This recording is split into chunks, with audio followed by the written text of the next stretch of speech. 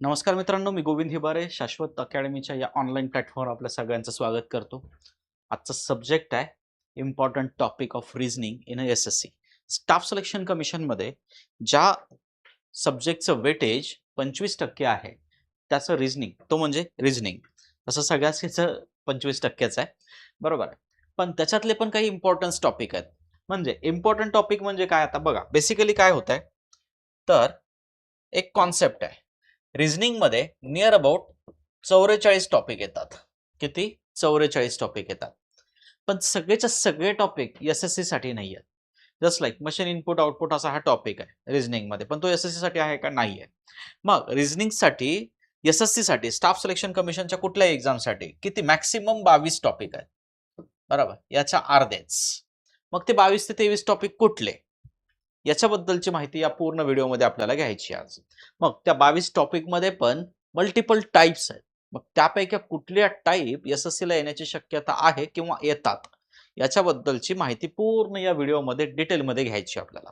Okay, तर सुरू करूया या व्हिडिओला. फर्स्ट, रिझनिंग म्हणजे काय याच्याबद्दल आपण मागच्या व्हिडिओमध्ये थोडीशी माहिती घेतलीच होती. तर आणखी एकदा इन डिटेलमध्ये बघूया. विचार करण्याची क्षमता हा सब्जेक्ट तुमच्या बेसिकली का बरं असतो परीक्षेला, तर याच्यामध्ये तुमची विचार करण्याची क्षमता चेक केली जाते. आफ्टर आफ्टर दॅट तुमचे निरीक्षण कॅपॅसिटी, निरीक्षण शक्ती तुमची चेक केली जाते. त्यानंतर तुमच्या तर्कशक्ती, लॉजिकल किती तुम्ही विचार करता याच्याबद्दलचं चेक याच्यामध्ये होतं. निर्णय घेण्याची क्षमता, तुमची डिसिजन मेकिंग पॉवर, या सगळ्या गोष्टी चेक करण्याचं टूल म्हणजे रिझनिंग आहे, बाकी काहीच नाहीये. त्याला परीक्षेमध्ये ठेवण्याचं कारणच एवढं आहे, याच्या व्यतिरिक्त काहीच नाही. ओके, आफ्टर दॅट आता मेन टॉपिक वर येऊया. आपले काय आहे, प्रश्न विचारतात किती, तर वेगवेगळ्या परीक्षेसाठी तुम्ही एस-एस-सी सीजीएल साठी बघितलं तर टियर 1 साठी 25 क्वेश्चन विचारले जातात, टियर 2 साठी 30 क्वेश्चन विचारले जातात. सीएचएसएल साठी पण तेच क्रायटेरिया आहे, बरोबर, तेच क्रायटेरिया. असे वेगवेगळ्या एक्झाम साठी वेगवेगळे संख्या आहे. त्यांची संख्या 20 ते 30 टियर 1 साठी कंपल्सरी आहे.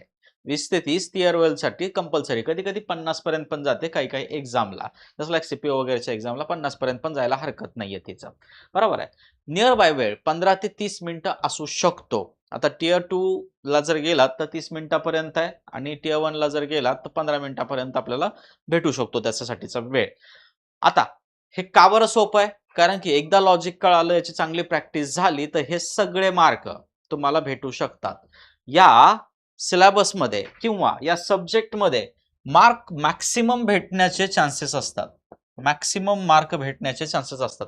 त्याच्यामुळे त्याला सोपा विषय पण म्हणतो आपण. पण कधी सोपा आहे हा, जर याची चांगल्या पद्धतीने प्रॅक्टिस केली तरच याला सोपा म्हणता येईल, अदरवाइज याला सोपा म्हणता येणार नाही. ओके, आफ्टर दॅट त्याच्यानंतर आता बघा रे, आता याच्यामध्ये रिझनिंगचा जर विचार केला तर रिझनिंग मध्ये बेसिकली दोन टाईपच्या रिझनिंग आपल्याला बघायला भेटतात. एक तर एस-एस-सी मध्ये, बरं का, एक तर वर्बल रिझनिंग आणि दुसरं म्हणजे नॉन वर्बल रिझनिंग, बरोबर. नॉन वर्बल रिझनिंग, आता वर्बल रिझनिंग म्हणजे काय, त्याच्यात शाब्दिक उदाहरणं आहेत. शाब्दिक उदाहरणावरून काहीतरी लॉजिक एक्सप्लेन करायचे, analogy, classification, coding, decoding, blood relation, direction, distance, याला सगळ्याला काय म्हणू आपण, वर्बल रिझनिंग म्हणू. आणि नॉन वर्बल रिझनिंग जिथं पेन उचलायची गरज नाहीये, फक्त डोक्याने बघून. नॉन वर्बल म्हणजे काय, बघून, बरोबर आहे. जस्ट लाईक मिरर इमेज, बघून आपल्याला उत्तरं काढायची आहेत. Paper folding, paper figure completion, embedded diagram, या टाईपच्या डायग्राम ओरिएंटेडला आपण नॉन वर्बल म्हणतो. आता या दोन्हीचं कॉम्बिनेशन या एक्झाम मध्ये आपल्याला बघायला भेटतं.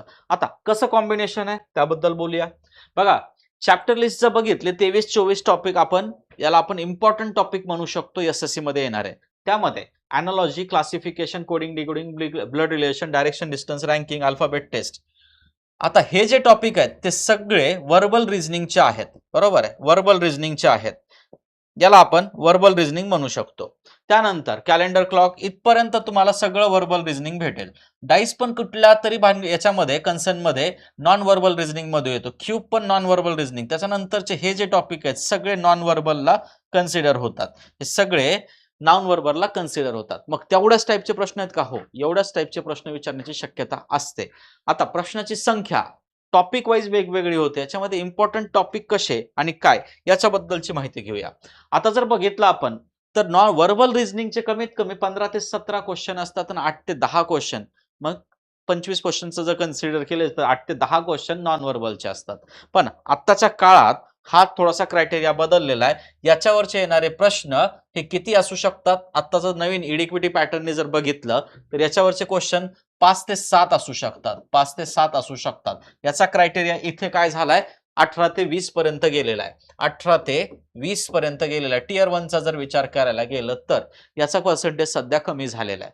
याचा पर्सेंटेज वाढलेला आहे. याच्यामध्ये मोठे मोठे एक्झाम्पल येत आहेत का? तर येतात. टियर 2 च्या हिशोबाने विचार केलं तर व्हर्बल रिझनिंगला थोडंसं जास्त महत्त्व दिलेलं आहे. व्हर्बल रिझनिंगला थोडंसं जास्त महत्त्व दिलेलं आहे. आता व्हर्बल रिझनिंग मध्ये महत्त्वाचे टॉपिक कुठले ज्याच्यावर मॅक्सिमम टाइम प्रश्न विचारले जातात? तर analogy, classification, coding, decoding, blood relation, direction, distance, alphabet test. Series compulsory आहे. वेन डायग्राम, सिलॉग, हे सगळे हे जे टॉपिक आहेत नियर अबाउट 8-9 टॉपिक आहेत. याच्यावर मॅक्सिमम टाइम मॅक्सिमम क्वेश्चन विचारलेले गेलेले आहेत. आता त्याचंच टॉपिक वाईज कसं असेल ते थोडंसं एकदा अनालिसिस करून पाहू. पहिला टॉपिक आपण एनालॉजी जर धरला तर त्याच्यावर मिनिमम 2 ते 3 क्वेश्चन बघायला भेटतात. मिनिमम 2 तरी क्वेश्चन असतात म्हणजे असतात. आता या एनालॉजी मध्ये काय टाइप येतो तर तुम्हाला एक्झाम्पल साठी सांगितलंय बुक रीडिंग. तर पेनसाठी काय असेल? बरोबर, पेनसाठी काय असेल? बुक कशासाठी वापरलं जातं? रीडिंगसाठी. पेन रायटिंगसाठी वापरलं जाते. बरोबर आहे. या टाइपला काय म्हणतो आपण? एनालॉजी म्हणतो. याच्यामध्ये कुठल्या कुठल्या टाइप कव्हर होतात? तर नंबर एनालॉजी, याच्यामध्ये पैकी चांगले प्रश्न विचारले जाऊ शकतात. Alphabetical analogy, word analogy, letter analogy, meaning base analogy, relation base आणि मिक्स एनालॉजी. हे 7 टाइप याच्यामध्येच एनालॉजी मध्येच पडलेले आहेत. याच्यापैकी कुठल्या याच्यावर 1-2 तरी 2 ते 3 क्वेश्चन तरी विचारले जाऊ शकतात. बरोबर आहे. तसं वाटायला 7 टाइप आहेत पण एवढे सोपे आहेत. आपल्याला सोडवताना याची मजा पण येते खूप. बरोबर आहे. त्याच्यासोबत आपण खेळायला पण शिकतो. त्यानंतर महत्त्वाचा टॉपिक मध्ये क्लासिफिकेशन आहे. 1 ते 2 क्वेश्चन मिनिमम असतात म्हणजे असतात. इग्नोर करून कधीच चालत नाही. क्लासिफिकेशन म्हणजे काय? Odd one out. आपल्या साध्या लँग्वेज मध्ये त्याला ऑड वन आउट म्हणतो आपण. ऑड वन आउटचा कन्सर्न काय असतो? तर वेगळं काय ते बघायचं असतं आपल्याला. वेगळं काय हे शोधायचं असतं. पण ते वेगळं शोधताना 3 सारखे आधी शोधावे लागतात. 4 पैकी 3 सारखे जर सापडले तर एक वेगळा सापडतो. या कन्सर्न मध्ये हा एकच ट्विस्ट आहे की इथं तुम्हाला एक वेगळं शोधायचं नाहीये पहिल्यांदा, तर 3 सारखे शोधायचे. तिघांमध्ये सारख्या क्वालिटी असल्या तर एकामध्ये वेगळ्या क्वालिटी तुम्हाला उभरून येतात आणि तेच तुम्हाला तिथं उत्तर काढायला महत्त्वाचं असतं. आता याच्यामध्ये टाइप कुठले येतात? तर नंबर क्लासिफिकेशन, ज्याच्यामध्ये फक्त नंबर बद्दल बोललेलं असेल. अल्फाबेटिकल, त्याच्यानंतर word classification, meaning based classification, figure classification, mix classification. या टाइपच्या याच्या 6 टाइप तुम्हाला इथं बघायला भेटतात. क्लासिफिकेशन मध्ये 6 टाइप बघायला भेटतात. ओके, आफ्टर दॅट नंतरचा टॉपिक थोडासा जास्तच इम्पॉर्टंट म्हणजे कोडिंग डिकोडिंग. जसं एनालॉजी आहे तसंच कोडिंग डिकोडिंगला पण इथं जास्त महत्व आहे. कोडिंग डिकोडिंगचे 2 ते 3 क्वेश्चन बघायला भेटतात पण तशा याच्या टाइप पण भरपूर आहेत. तशा टाइप बघायला तर 9 टाइप आहेत. लेटर कोडिंग आहे, त्यानंतर नंबर कोडिंग आहे, सिम्बॉल कोडिंग आहे, चायनीज कोडिंग आहे. चायनीज कोडिंग म्हणजे काय? आता याच्यात चायनीज कोडिंग म्हणजे काहीतरी वेगळंच दिलेलं असतं. आय लव्ह टीचर, बरोबर आहे. आय लव्ह टीचिंग असा शब्द आहे. आय लव्ह टीचिंग, बरोबर. आय लव्ह टीचिंग असा शब्द आहे. तर याला पा मो का असं काहीतरी कोड केलेलं असेल. मग ते वाटताना बोलताना थोडंसं चायनीज वाटतं. बरोबर आहे. I love India, I love India याला मग काय म्हणता येईल? टामोको असं काहीतरी म्हणतील. बरोबर आहे. मग हे बोलताना थोडंसं चायनीज साऊंड करतं म्हणून याला चायनीज कोडिंग म्हणतो आपण. मॅट्रिक्स कोडिंग हा एक सध्या इग्नोर पार्ट आहे. एसएससी मध्ये पण मॅट्रिक्स कोडिंगला थोडंसं इग्नोर केलेलं आहे. आता सहसा विचारलं जात नव्हतं. 22च्या आधी याचे एक तरी क्वेश्चन असायचा. 2022च्या आधी एक तरी क्वेश्चन असायचा. पण कधी मध्ये एसएससीला हुकी आल्यावर एखादा प्रश्न पडतो. बरोबर, एखादा प्रश्न पडतो. मग त्याला पण आपण इग्नोर करून चालणार नाही. कंडिशनल कोडिंग आहे, पुन्हा सबस्टिट्यूशनल कोडिंग आहे, सेंटेन्स कोडिंग आहे, मिक्स कोडिंग आहे. मिक्स कोडिंगचे प्रश्न नियर अबाउट सेंटेन्स कोडिंग आणि मिक्स कोडिंगचे प्रश्न नियर अबाउट मेन्ससाठी म्हणजे टियर 2 साठी आता कन्सिडर होतात आणि त्या टाईपचे प्रश्न पण आपण मेन्समध्ये आपण बघितलेले आहेत. आताच्या मेन्समध्ये पण ते बघितलेले आहेत. लास्ट मेन्समध्ये पण आपण ते बघितलेले आहेत.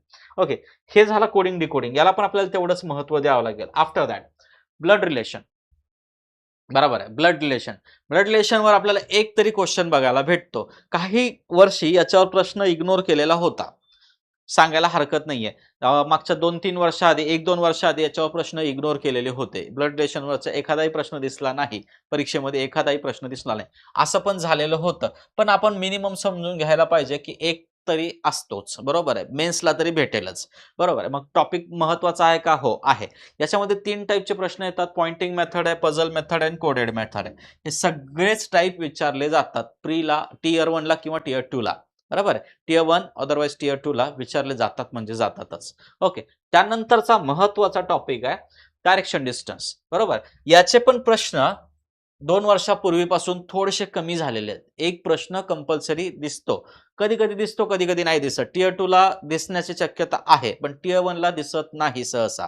बरोबर आहे. पण टियर 2 साठी तर तुम्हाला करावंच लागणार आहे. बरोबर आहे. मग याच्यामध्ये काय टॉपिक? सिंपल डायरेक्शन आहे, डायरेक्शन कॅल्क्युलेशन आहे, डिस्टन्स कॅल्क्युलेशन आहे, डायरेक्शन कुठलं सांगेल, शॉर्टेस्ट डिस्टन्स, फायनल डायरेक्शन आणि शॅडो कॉन्सेप्ट.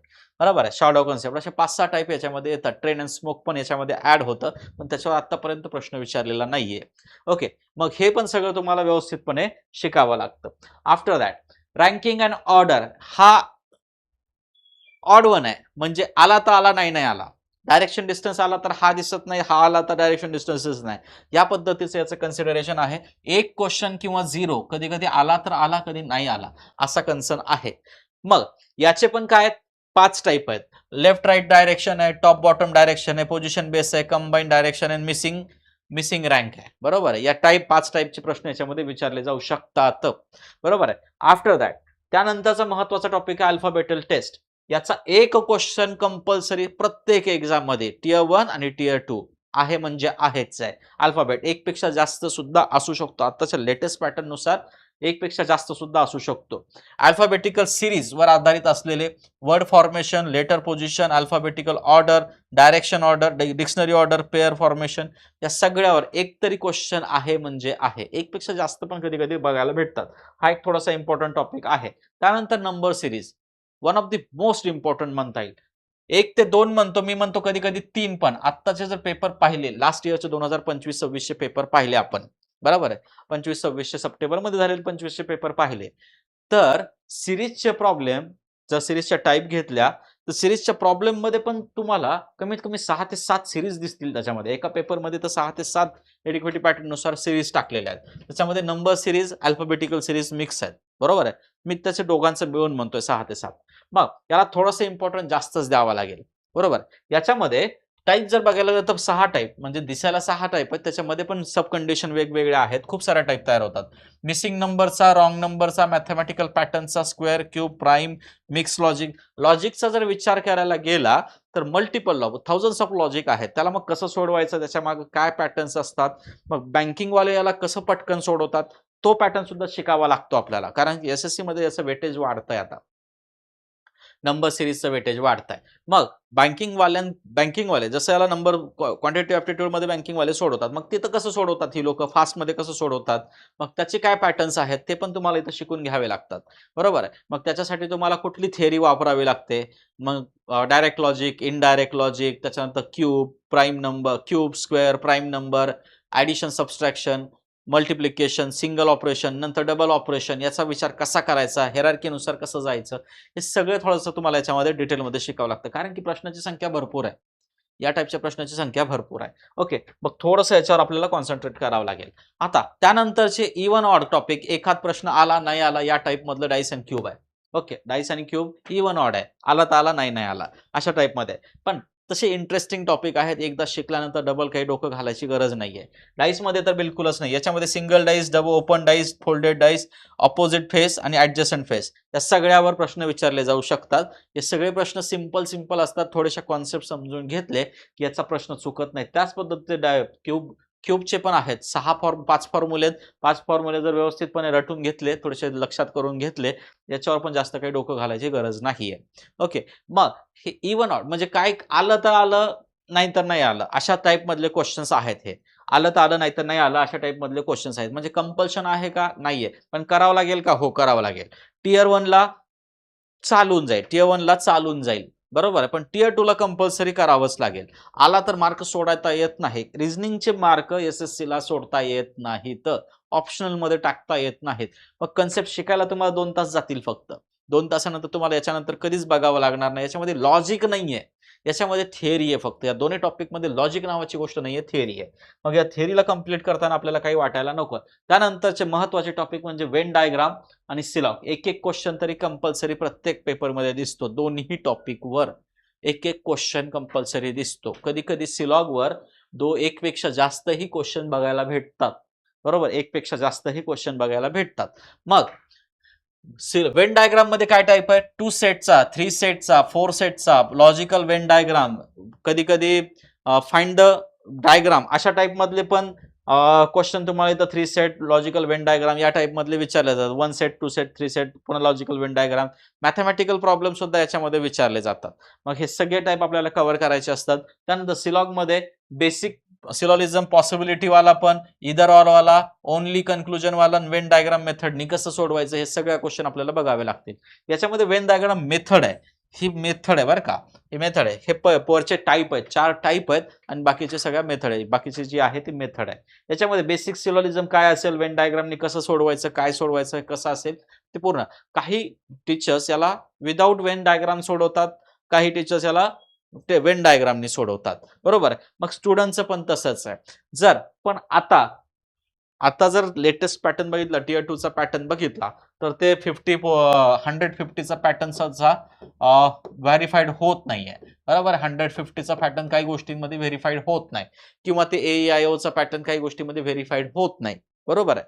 काही कंडिशनला व्हेरीफाईड होत नाही. मग त्याच्यामुळे सगळ्यात बेस्ट मेथड असते वेन डायग्राम मेथड. याच्याने आपल्याला हे शिकावं लागतं आणि त्याच्यातून आपल्याला आन्सर काढावे लागतात. वेन डायग्रामचा उपयोग करून सिलॉग सोडवायचं. बरोबर. वेन डायग्रामचा उपयोग करून सिलॉग सोडवायचं म्हणजे हेरार्की काय असावी? पहिल्यांदा तुम्हाला वेन डायग्राम कंप्लीट करावं लागेल आणि त्यानंतर सिलॉगला हात घाला. बरोबर. मग सिलॉग करायचं आहे तुम्हाला. आफ्टर दॅट जे नॉन व्हर्बलचे टॉपिक आहेत सगळे, ते नॉन व्हर्बलच्या टॉपिकमध्ये काही कनेक्शन्स आहेत का? तर हो. तुम्हाला पहिल्यांदा करायचं mirror image, water image. Mirror image, water image केल्यानंतर याचे कॉन्सेप्ट पूर्ण समजून घेतल्यानंतर तुम्हाला पेपर फोल्डिंग, कटिंग जायचं आहे. बरोबर आहे. म्हणजे याचेच कॉन्सेप्ट तुम्हाला पेपर फोल्डिंग आणि कटिंग मध्ये वापरावे लागतात. मिररचे इमेज, यस, मिररचेच कॉन्सेप्ट वापरावे लागतात. पहिल्यांदा हे समजून घ्यायचं, त्याच्यानंतर त्याच्याकडे जायचं आहे. मग फिगर कम्प्लिशन, एम्बेडेड डायग्राम ह्या गोष्टीसाठी काही करायची गरज नाही. हे सेपरेट टॉपिक आहेत. बरोबर आहे. याचे वेगवेगळा अभ्यास केला तरी चालतो. याच्यामध्ये हा जो पार्ट आहे फिगर कम्प्लिशनचा पार्ट, त्याच्याकडे थोडंसं जास्त कॉन्सन्ट्रेशन करा, कारण की एडिक्विटी पॅटर्न नुसार याच्यावर थोडंसं जास्त भर देण्याचा प्रयत्न केलेला आहे टियर 2 साठी. बरोबर. टियर 2 साठी. आफ्टर दॅट हे सगळं होतं SSCच्या त्या सिलेबस बद्दल, रिझनिंगच्या कुठले टॉपिक करायचे, कुठले कुठले टाईप आहेत, त्याच्यामध्ये कसं जायचं याबद्दलची पूर्ण माहिती आहे. त्याच्यानंतर महत्वाची गोष्ट म्हणजे काय, SSCची तयारी करायची असेल तर आता दिल्लीला जायची गरज नाही आहे. आपण महाराष्ट्रात राहून आपल्या मराठी लँग्वेजमध्ये, मराठीमध्ये याची तयारी चांगल्या पद्धतीने करू शकतो. कुठलीही गोष्ट शिकण्यासाठी जर ती आपल्या मातृभाषेतून असेल तर ती चांगल्या पद्धतीने शिकल्या जाते. हे सगळ्याचंच म्हणणं आहे. माझं काय, सगळ्याचंच म्हणणं आहे. तुम्हाला पण माहिती आहे, जर तुमच्या मातृभाषेतून एखादी गोष्ट तुम्हाला शिकायला भेटली तर ती चांगल्या पद्धतीने आत्मसात होते. तशीच संधी तुम्हाला इथं आहे आता. तर इथे SSCची टीम, शाश्वतची टीम तुम्हाला शिकवणार आहे. त्याच्यामध्ये इंग्लिश स्वतः महेश पाटील सर शिकवणार आहेत, मॅथ्ससाठी नागेश सर आहेत, बरोबर आहे, रिझनिंगसाठी मी स्वतः आहे, GA साठी आपले अभिषेक सर आहेत. बरोबर. One of the best team आहे महाराष्ट्रामधली, ज्याचे पूर्ण कन्सेप्ट तुम्हाला इथं क्लिअर करण्याचं काम आम्ही करू. ओके. आणि तुमचे रिझल्ट मॅक्सिमम टाइम तुमचे रिझल्ट येण्याचा प्रयत्न आपण इथं करणार आहोत. एकाच परीक्षेत नाही, सीजीएलच नाही, टार्गेट सीजीएल वगैरे काही जरी असलं तरी प्रत्येक परीक्षेत तुमचे रिझल्ट आले पाहिजेत. या पद्धतीने आपण तुमची प्रिपरेशन करून घेऊ. चला, भेटत राहूया अशाच टाईपमध्ये, अशाच वेगवेगळ्या व्हिडिओमध्ये, शाश्वतच्या या ऑनलाईन प्लॅटफॉर्मवर. धन्यवाद.